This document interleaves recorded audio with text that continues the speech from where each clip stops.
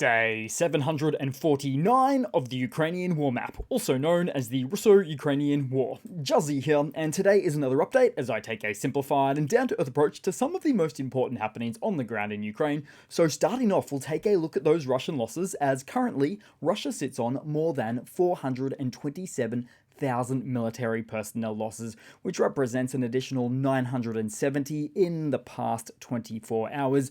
Then as for hardware losses, 5 tanks, 17 APVs, and 11 artillery, which is certainly a cooling down, if you will, as a result of less combat engagements in the field.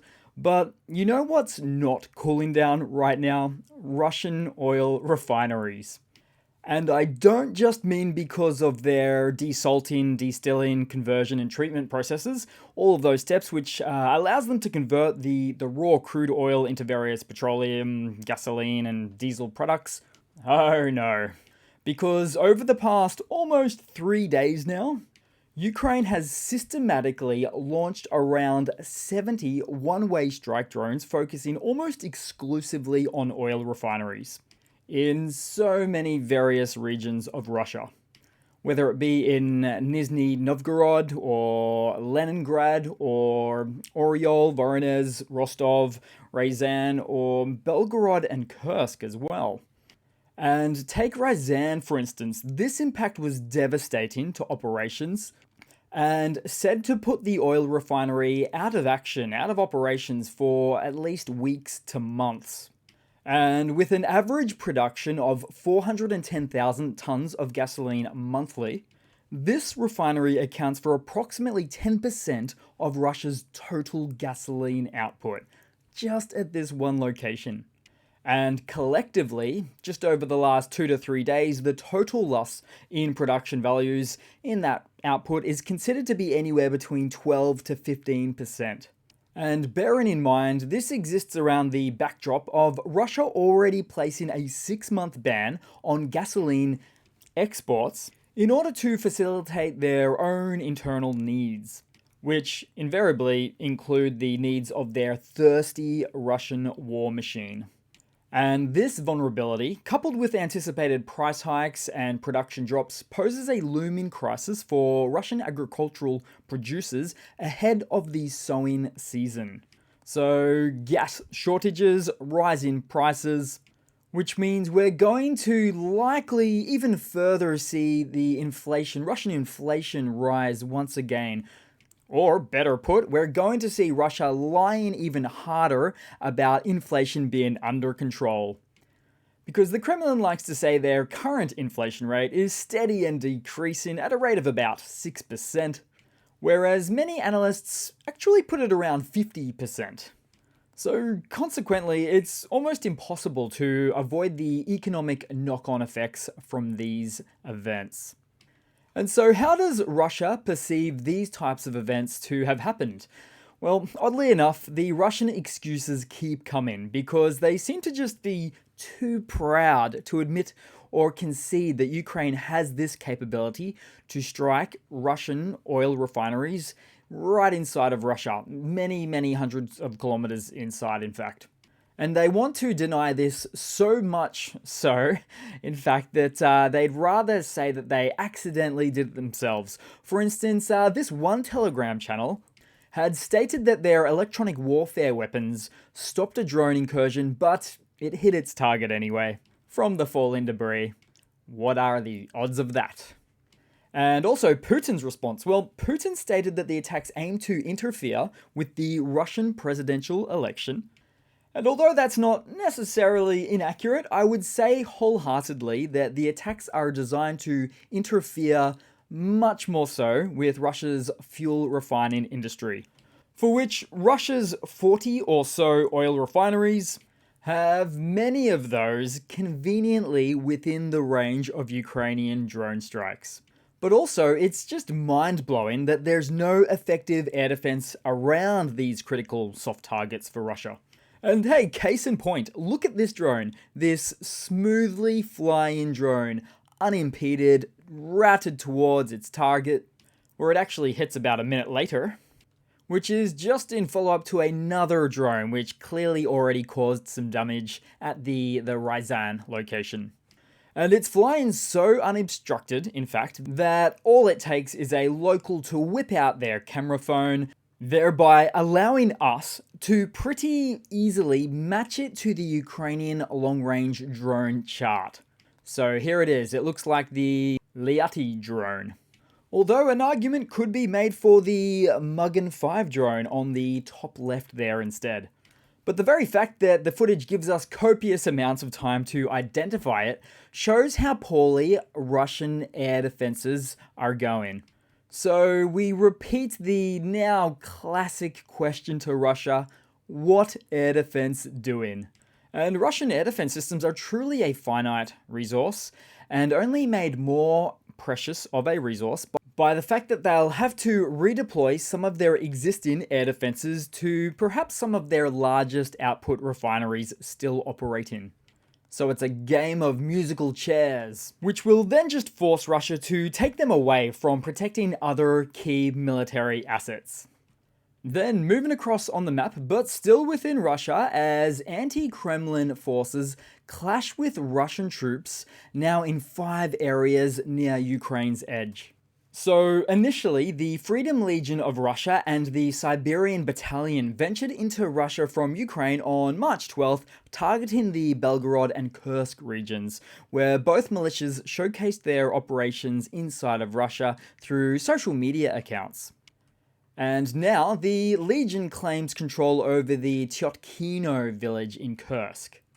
And do note, this is now the second iteration of these anti-Kremlin and Russian personnel-based battalions or militia groups making their way over border lines, just as was the case when it first occurred in May of last year, and through the supportive backing of the Ukrainian Northern Military District.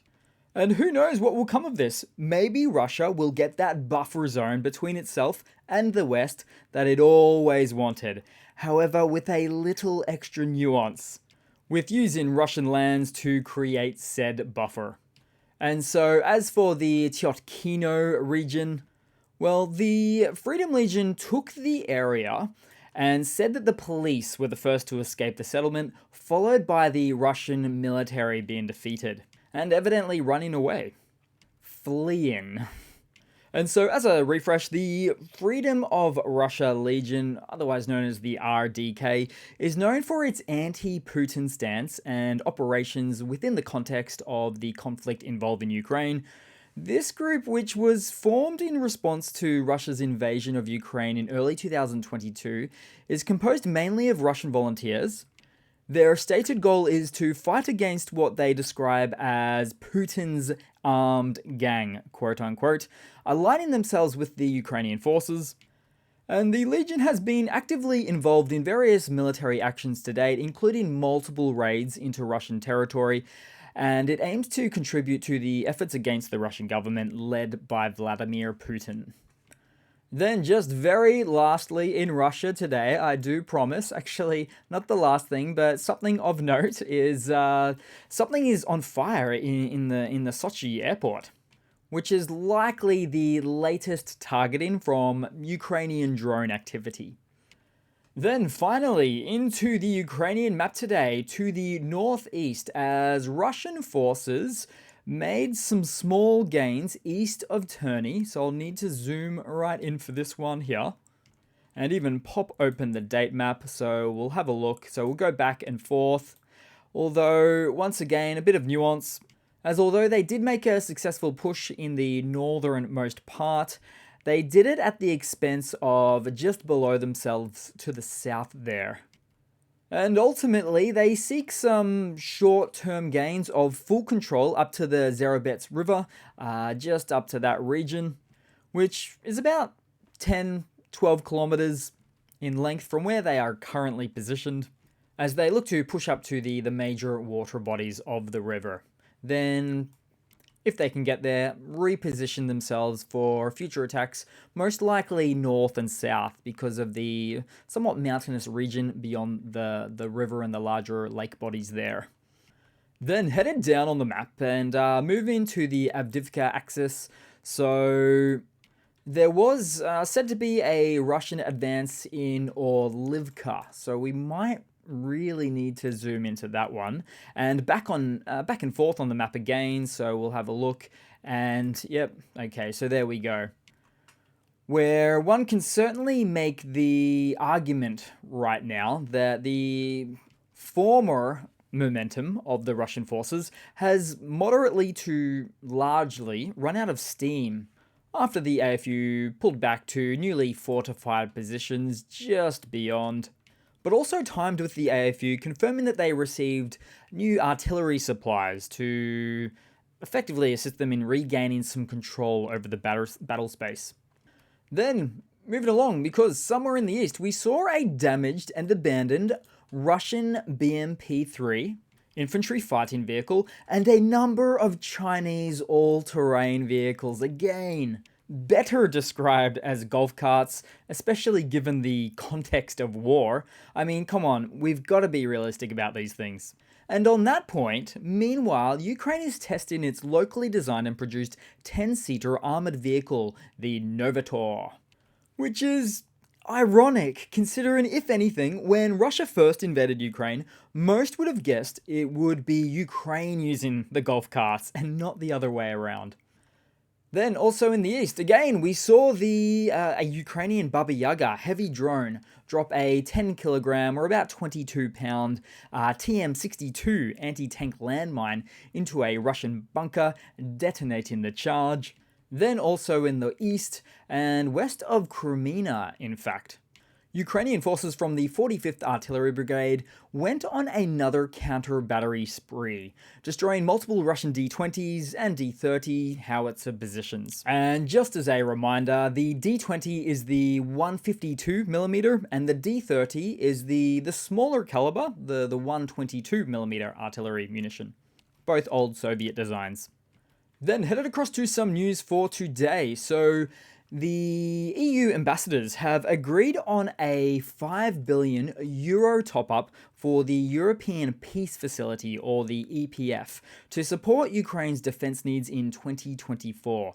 So the EPF has been critical and really crucial for bolstering Ukraine's defense capability since 2022, but was largely depleted as members disagreed on best ways to replenish it. And to add a bit of further context here, the EPF and the larger €50 billion commitment by the EU, these are two distinctly separate instruments designed for different purposes within the EU's broader strategy to support partners and countries and enhance its own security.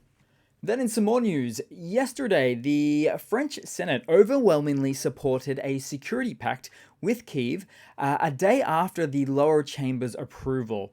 So the 10-year deal commits France to supply more ammunition and up to €3 billion in military aid to Ukraine in 2024. And all up, 293 senators voted for the agreement with just 22 opposing.